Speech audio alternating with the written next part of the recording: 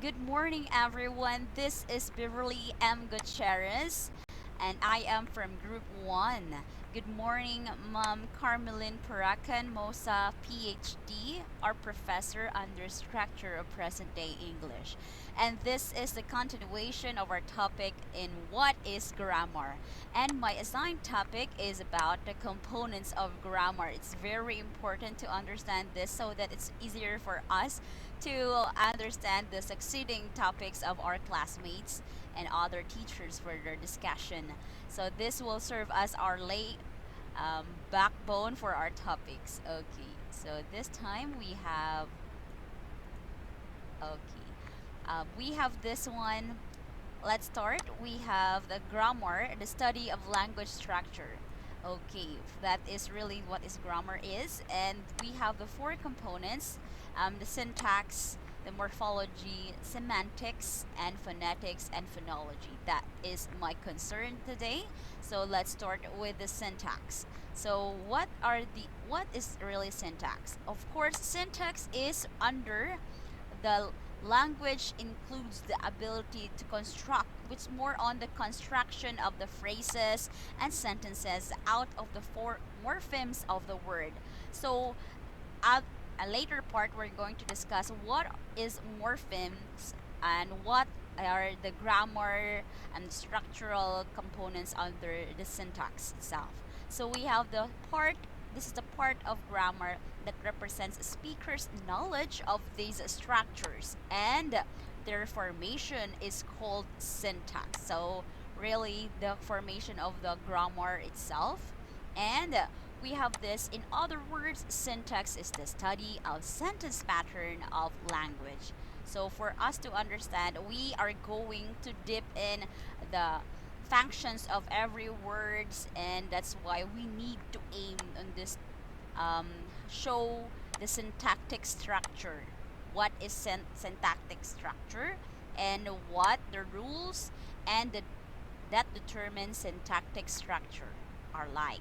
So let's go further now. We have this, of course, what is meant as to the structure here. So the structure is now as considered as the word order. That's why grammar really to understand English, there are the knowledge for us to understand also the grammar itself. So without the words, we cannot do the sentence construction. So we are going to follow the rules. The we have here the meaning of a sentence depends on the order in which the words occur in a sentence. So let's compare this following two sentences. We have this: I sing because I am happy. So I am happy because I sing. So there are no grammatical errors this time, but let's just see that what is the difference between the two sentences. So the two sentences about above are the same category, the numbers of words. Yes, let's count the numbers, and then one, two, three, four, five, 6 words, but different in structure of words order. So again, word order, the structure, thus they have different meanings. Like we have here, I sing because I am happy, and now because I am happy, I am now singing. So this one here, that's what we call the meaning itself. So it's important to integrate this. How can we say that the meaning will change because of the structure itself? So what are those components under syntactic category? So under syntactic category, we have this set of words or phrases in a language which is share. Okay, share a significant number of common characters. So we have the common characters here, the syntactic category, and commonly include as this three. I indicated here the three components and syntactic categories. First are the parts of speech, and that is the determiners, adjective, noun, pronoun, preposition, adverb, auxiliary verb, and then etc.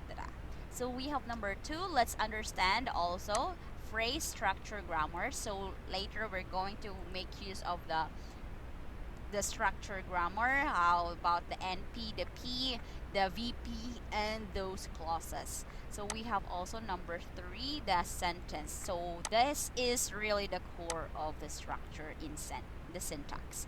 So let's start with those. First, the parts of speech. What are those parts of speech? We have this in the syntactic categories. First, we have the lexical categories. So these are the nouns first. Of course, the eagle, friendship, mud.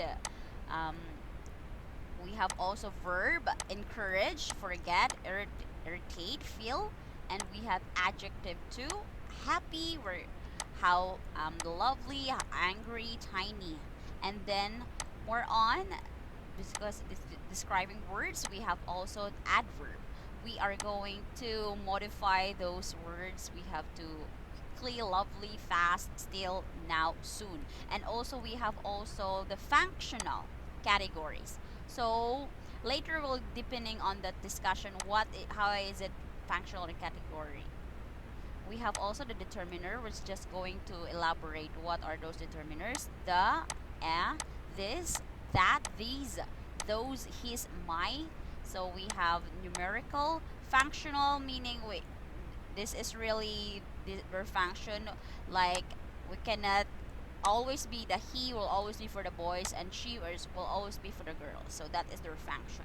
So we have this numerical one by number and then quantifier all, each, every, both, some, and then pronoun they, he, she, it, preposition without, in, on, under.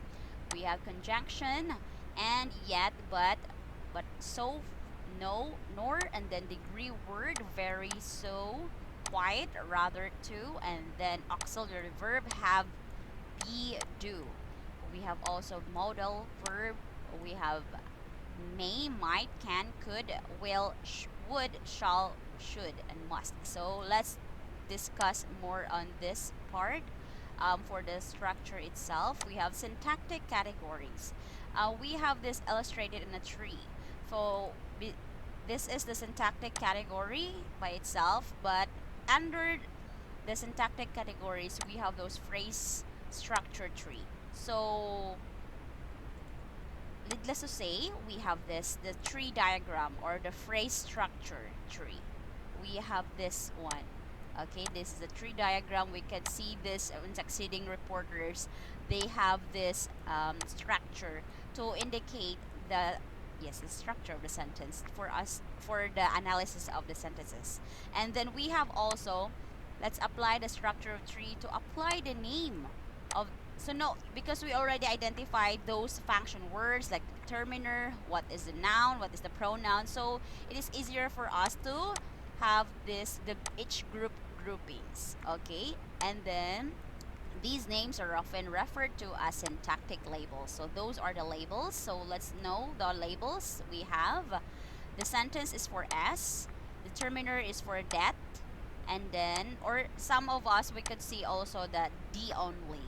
And adjective adj, adverb adv, noun n, verb v, pronoun for pro, preposition for p, auxiliary verb for aux. Now preposition phrase pp, adverb phrase we have adp, adjective phrase adjp, noun phrase np, and the verb phrase vp. So that is the syntactic labels. Those are the syntactic labels. So let's go further. How to deal with the phrase structure in grammar? So as part of the syntactic category, it is important to comprehend the concepts of these. We have this NP, adjp, verb phrase, adverb phrase, preposition phrase. So those are the syntactic categories for the phrase structures of grammar. So let's first of all let us see what is the definition of the phrase. So if the ender phrase is a sequence of words or a group of words arranged in a grammatical construction. So there is the grammatical construction. So we have this function as a unit. Of course, we can always say that the noun will always be in the structure. We have the subject verb agreement, the subject first and then the verb, and then later we are going other reporters will discuss the other discussion on that. Okay, elaboration. So there are five commonly occurring types. Of course, I have indicated already this one. So let's start with the phrase structure tree. So under the tree, I have shown to you that is called the constituent structure tree. So in tree diagram with syntactic category information provided. So we have the phrase structure tree shows this sentence is both linear string of words. So hierarchical structure with phrases nested in phrases, combination of phrases structure. So those are phrase structure tree, formal device for representing speaker like this one. Um, I have indicated a while ago the tree, this one. So we are going to know that this part is for the noun phrase and this part is for the verb phrase. And then let's do so that it's more organized and we can identify the function of every word and what are those syntactic components under that phrase itself. So we have this one, for instance, we can make the phrase structure tree the following sentence. The child found the puppy. And now that is for this one, this is the noun phrase, of course, and this is for this one, found the puppy. We can say that this is the VP, verb phrase. And now we have this, later others reporters will discuss that, like the verb, and this is the object, preposition, okay, object, other the indirect object. We have this one, the child found a puppy. Yes, the subject, the child, and then this is the determiner, the, and then the child as the noun. And then we have this as the VP, the found, the puppy, and then found is the verb and the puppy is the determiner and the noun, but this is a noun phrase. So we have the phrase structure tree above is correct, but it is redundant. It's because the word child is represented 3 times, that one. So we have puppy is represented 4 times and so on. So that's why the puppy, the puppy, the puppy, the puppy. Okay, so that is more on a phrase structure. That is the phrase structure tree, but it's redundant. But let's have see here the streamline of the tree, writing the words only once. So we have the structure tree above, and this is not redundant. So that's why it's more clear to see that this is the subject and this is the NP, and we can right away see this is the whole sentence. And like this one, we can always see that redundant and repeating of the words. The puppy, the puppy, the puppy. That's why it's more on this is simplified version of phrase structure tree above. So no information is lost, just a syntactical category in each individual appears immediately. Yes, immediately we can see that is the da as the determiner, the noun as the child. So that is now the simplified version of the phrase structure. So now let's go on. We have the basic structures of the, yes, this is first is the subject and the noun. First, let's start with the subject and sentence, rather. This is a sentence. Then the NP, the VP, and then second is the NP, and then let's start with the determiner or the adj, and then the noun, and then we have the preposition. Okay, and then VP, V, NP, PP, add, and then PP. For the prepositional phrase, we have P, and then the noun phrase. So let's go to the next. Okay, this is the first set. That is the format from the sentence, and then the noun phrase, verb phrase. And now second is from the noun phrase. We have this one, noun phrase. That is already determiner and the noun. For the next is VP. We are done with the NP, so we are now in the VP. So that is for the verb and under PP, the prepositional phrase. So we have this also the subject, the sentence rather, the NP is the, and then the VP, and then continuation for the PP is this one. So this is a topic. PP and P, the phrase, the preposition, and then the noun phrase. So let's do this one. We have the subject. Okay, this is the sentence. The girl laughed at the monkey. So we have this one, at as the preposition, right? So that will be elaborated in further discussion of our reporters. And please bear with me. This is my report. It's very lengthy. Okay, this one we have syntactic category. Syntactic category is the set of words. So let's now go through. We are done again. Parts of speech, phrase, structure, grammars, and now let's move on to the sentence, which is the core of the structure of syntax. Now let's do the definition. Sentence is a grammatical unit consisting of one or more words that bear minimal syntactic relation to the words that precede or follow it. So we have expresses a thought in a form of statement, question, instruction, or exclamation, which starts with capital letters. Of course, all the sentences should start with capital letters and ends with a full stop with a period or the question mark and exclamatory point. And now we have the sentences. Sentence can be classified based on the categories. First, pragmatic aspect, form, and grammatical structure. So we have this one. Let's not go further this one. So let's just, excuse me. Okay, this time we have the declarative and simple, and then we have imperative as compound, and then interrogative. We have also some of the examples. Excuse me. So we have this one. First, let's do this. Okay, first, under the pragmatic aspect. This is the realistic condition of the usage. So we have this one, pragmatic aspect first, declarative sentences, next imperative sentences, interrogative sentences, like this one. For the four sentence types, we have declarative. This is for the state of facts, and then imperative, the commands, the sentence gives orders or requests, and then we have also the exclamative, that is for the sentence and express on a strong feeling or opinion or emotion.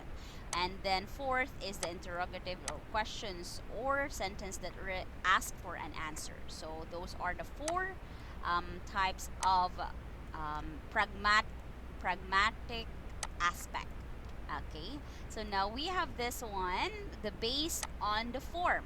So that's more on the completeness of the structure. So sentence can be classified as overall, major, first major sentence, and the next is the minor sentence. So what is major sentence? For in totality, overall, we have major sentence as the irregular sentence which contain finite verb.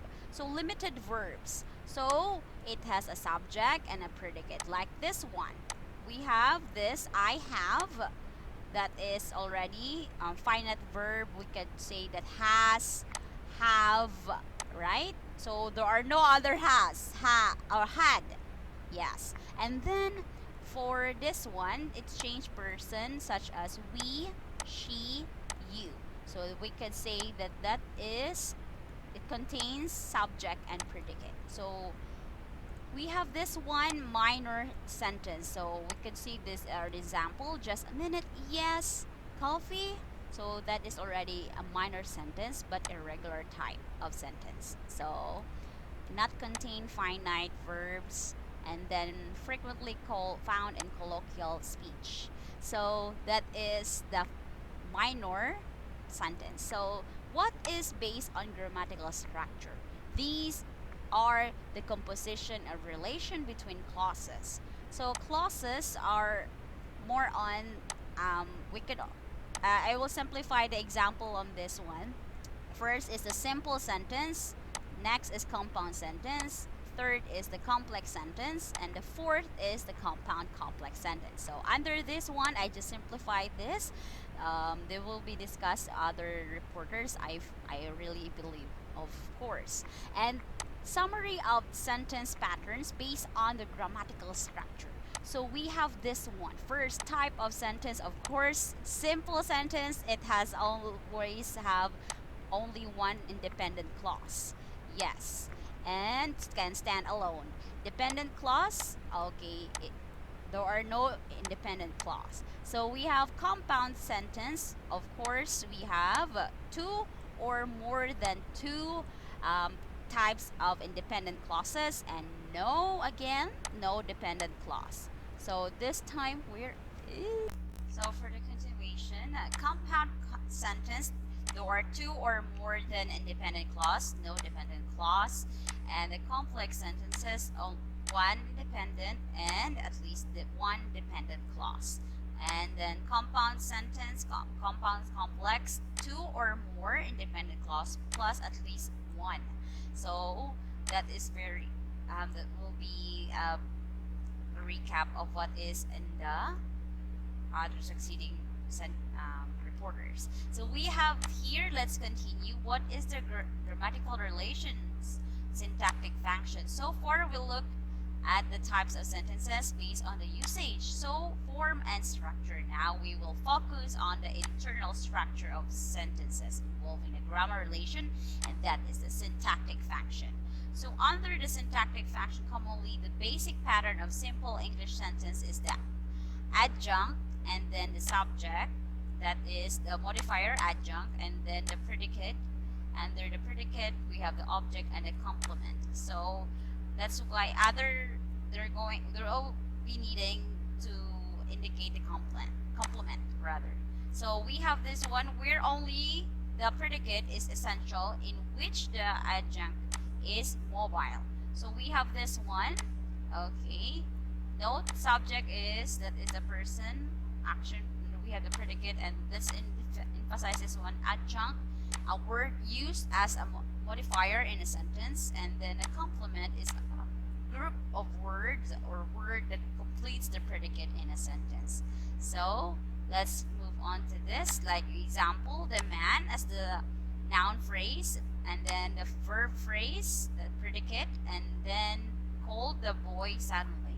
And then the noun as the object is the boy, and then the adverb part is the suddenly. Yes. And then we have this one, as mentioned, that adjunct is mobile. So look at this one first. The suddenly, the adverb, the adjunct, we have is the man called the boy suddenly. And now look at number 2. We have suddenly called the boy, and then suddenly the man called the boy. So that is the first, the last, the middle, and the third, and the first part of the sentence. That is the mobility of adjunct. And now let's move on to this. This is the examples of complement. Look at this one. Without the beautiful word as the complement, she is, and she becomes a doctor, and then he was. So more on the red part are the complement. So in the bus, very good, nervous. So remember, these are linking verbs, and then such as taste. For example, smell. Yes, smell is your perfume smells. Smells. So there is a lacking, so we need the very good as to complement, to complete the predicate. So that is the complement. So let's move on to this one. We have, there are two kinds of complement. First is the subject, and the second is the object complement. So when we say the object complement is the complement that provides information on the subject, like in the previous example, he was in the bus. So in the bus, that provides information where, or the subject he. Where is the man? Where is he? He is in the bus. So we have this one object complement because it provides information of the object. So what is the information we need? That the man called his brother a fool. Okay. And we have this one as his brother, who will receive that the object of what the man, what is the subject is talking about, and then now we have this a fool as to receive and describe what is the object, his brother.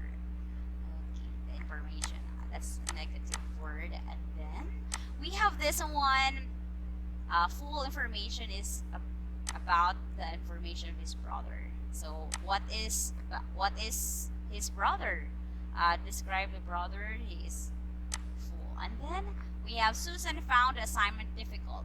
And then this is the subject. This is the predicate, of course. And then difficult provides information about the object assignment. So we're focused only on the subject complement and object complement. So that's why we have some predicate. And then I think that this is the last part on under syntax. The P pattern is for the predicate go, and we have this PA, go quickly, and then that is predicate, and then we have that is adjunct, and then A, and then SP as for the subject and the predicate. That's what is in the word order typology of English. And now we have this one. Okay, morphology. Let's continue with the morphology. Under morphology is really, that is more in the study of patterning of morphemes. So we are going to look into the morphemes, and then within a word, and how morphemes combine to form new complex words. So that is the morphology. So all in all, what is morpheme? There are two types of morpheme, the free and the bound morphemes. So when can say free? So that is lexical morphemes and the functional morphemes. So the, let's discuss this later. And then the bound morphemes, the derivational and inflectional morphemes. So later you have an exercise about this. Identify how many morphemes are there, and then identify is it derivational or inflectional.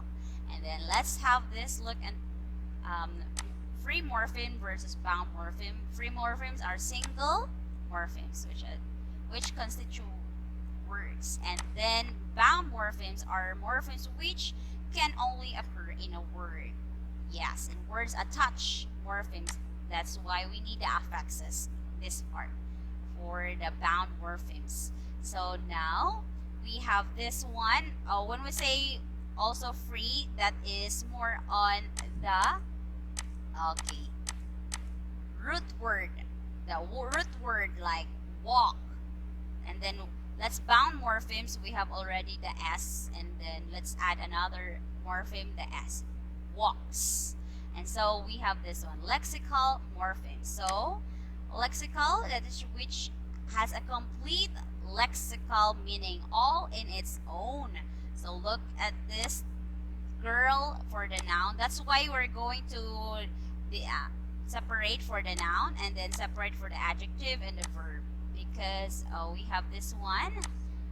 When you doing the analysis, we're going to separate when we are elaborating how many lexical morphemes, how many under noun, under adjective, under verb. So we have this one. Okay, morphological segmentation. This is what we call now as have a sense the lexical morphemes, because these are the content words like nouns, verb, adjective, and adverb. And it made up of free, again, free, that is the root words, the main or the base word, okay, base word, base form of the word, base form, and then we have this one, morpheme, bound morphemes, affixes. So that will be added like the ed. We'll be discussing that one, the ed, the s, and then the ly, like that. So this one, their forms can be compound. So when we analyze the sentence structure, we are going to identify how many morphemes is it compound. When we say compound, we see two morphemes, and or complex, there is one free or one bound or free or bound morpheme in a word, and then discuss by linguists. So like this, for example, um, we had our stylistics, introduction to stylistics under Dr. Mossa, and this is my topic, and this is my, okay, this is my research. Okay, and then look at this one. This is the topic in a short story and with the title The Wise Man by Dan Western. So I have this, that's why I indicated noun lexical morpheme should be separated from adjective and verb words, more lexical morpheme. So plainly, this is an example for noun lexical morpheme. So look, noun, people, man, postman, problem. So let's see to it, this one. When the form is simple or a compound, look at this simple, there's only one. There are no affixes. A man, we have simple, there are no affixes again. But this one, there are no affixes, but there are two free morphemes. Free morphemes like, again, the free morphemes are the root words, post and then the man. And then so we have problem, okay, problems, then so that is complex because we have s to add in the word, and then time, simple, and then laughter, we have er, so that is complex. So again, that is postman. How we apply this into analysis, and then thank you for Dr. Mossa, we were able to do this. Thank you, ma'am. And this one, we have this functional morpheme. So morphemes whose purpose is to alter the grammar or sense of another morpheme. So because we added the affixes there, but this is more on, we cannot do away with this. Still, in is in, at is at, and is for the articles, that is the, and then preposition, that is at, in, and pronouns, we have he, she, her, and then conjunction, and, nor, or, but. So we have this, all in all, this is a grammatical structure relationship with other words in the sentence, and then it is known also as function morphemes or empty words, because that is the auxiliary verb, modals, qualifiers. So we have this one, excuse me, okay. These are the examples. Article, we have another. This is one of the analysis we had in our stylistics with Dr. Mossa, and this is my output. And for the article, that's definite, which is the, and the indefinite article is a. Well, we counted the frequency, how many times the appeared in the short story, in the passage rather. And then we have auxiliary verb, have, been, are, and then we have this one. So these are the grammatical morphemes. Again, under that, that is a function. Function, we have this one, function words. Again, functional morphemes. So we have this one, conjunction and when. Okay, so question word, why. So those are the function, those are the article, auxiliary verb. Okay, so still that is a functional morpheme. That is still a morpheme. Okay, means of system of words. But we have this time also the continuation. When can we say it is the derivational morpheme? Again, we added es, but how about when can we say that then there is new meaning already? Okay, so this is the derivational morphemes. New words with a new meaning, usually change grammatical class, can be prefixes or suffixes. So through these suffixes, we can change the word final to finalization, became a noun now. So another meaning again, and then it added to a verb, and then on, it added to the verb like untie, from the tie, untie, another meaning. So we have this one is added to adjective, happy. From happy, we changed, added an, that is unhappy, so from positive to negative, so that is really concrete example and literal example of the derivational from happy to sad meaning. Okay, so we have this one, another some English derivational suffixes, so in nouns and verbs and adjectives. So we add ity, yes, serenity, excitement, and then meant, ion, transmission, from X, from being president, again, ex-president, and then we have this one, adjective. From love, the morpheme of love is added by ly, so it became now a derivational affix. That is a derivational affix. Okay, or morpheme. So this time we have this inflectional morphemes. These are that change form. Okay, it only an affix used to change form and function. Only grammatical point, no change. So there are no change here. Okay, so speech of the word as seen in the paradigm below. Look at this one. We have this. This is already fixed, the numbers. But when we add already only the s, we have already still. It's about the numbers. It's about the book. It's only a book. How about possessive? Still by the cat. And we have this one. Another example. For the clear example from the book, English inflectional affixes. We have the noun.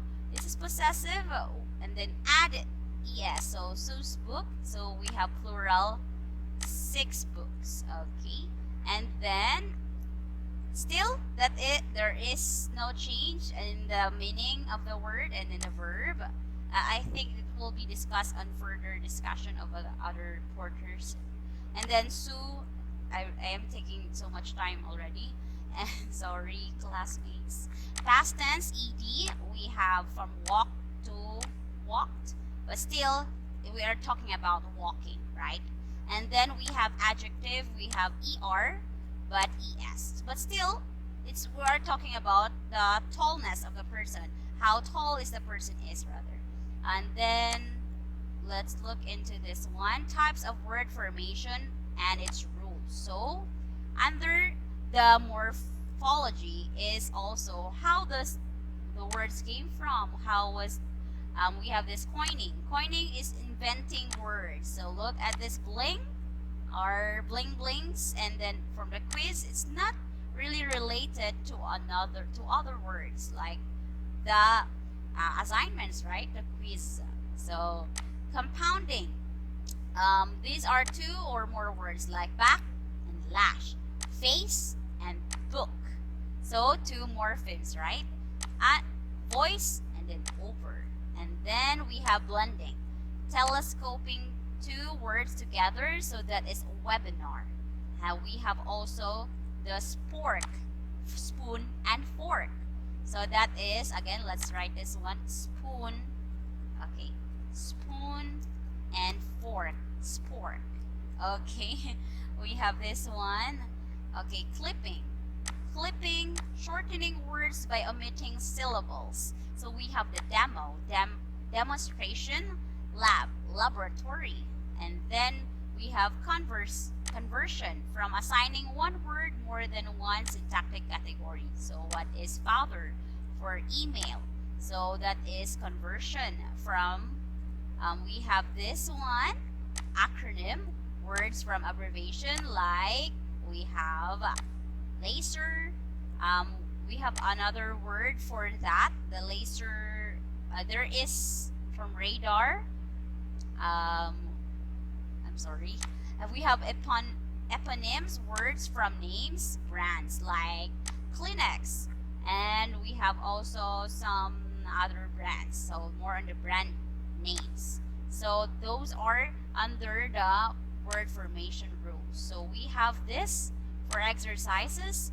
We have for the word, what is the word? Please identify number 1, place, and then replay, brighten, cheaply, and cheaper. So the number, how many morphemes are there, and then the derivational or inflectional.